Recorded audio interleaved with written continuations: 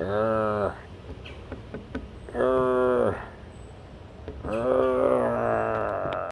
the end of a little road in Haddonfield, New Jersey, there's a little park, and this is where the dinosaurs first got their major jump in all of their discoveries. In the spring of 1858, an amateur naturalist named William Foulke heard about a local workman digging in a marl pit, which is right here in front of us. Heard that they unearthed some giant bones, and then he asked to come down and see them. And when he seen them, he knew what he was looking at was dinosaur bones. So he organized a team of his own diggers to investigate it.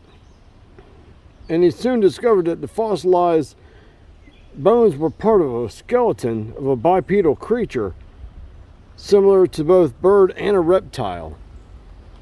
Well, the strange creature was later identified as a dinosaur by a guy named Joseph Leidy. I'm probably messing that up. But he was from the Academy of National Science, which today is known as Natural Sciences of Drexel University, I do believe. Leidy gave the fossil the taxonomic name of Hadrosaurus Foulki, named after the discoverer. And prior to the discovery here in this very park, the only thing that was ever found was teeth and bone like little bone fragments, stuff like that. This was the first. And here's a little image of it. This was the first one that was almost complete dinosaur.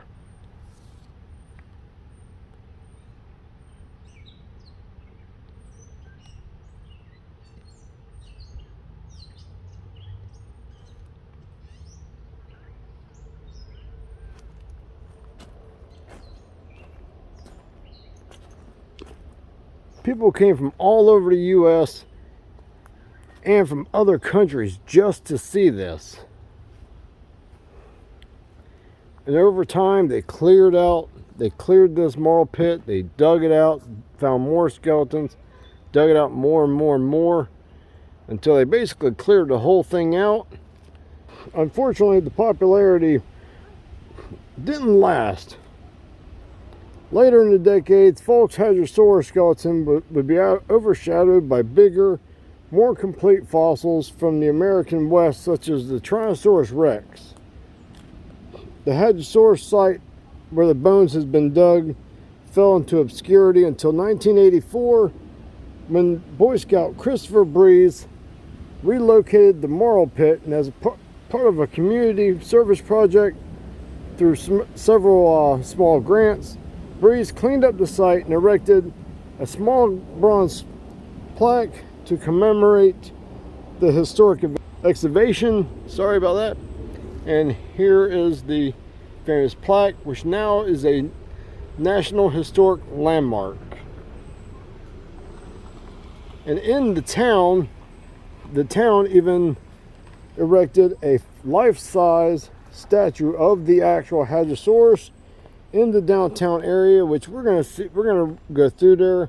We're going to see if we can locate that and get you a video clip or a photograph of that also.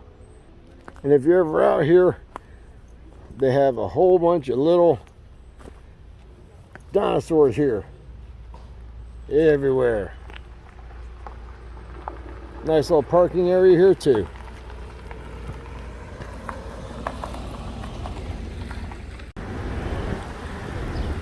Oh, there we go. We actually found the statue of it. And to give you an idea, that's how tall April is compared to this thing. It is pretty huge.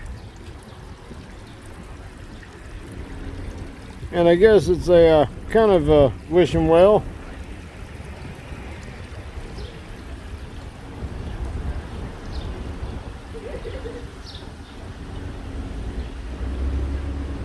Very neat.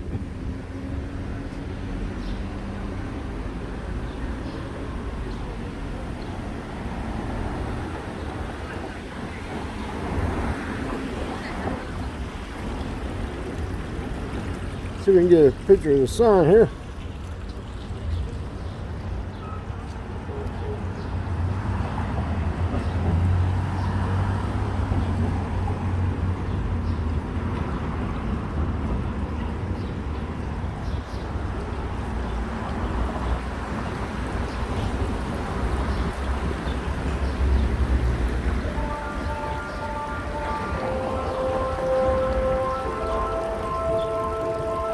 So if you're in the downtown Haddonfield, make sure you check out this feller. It's pretty cool.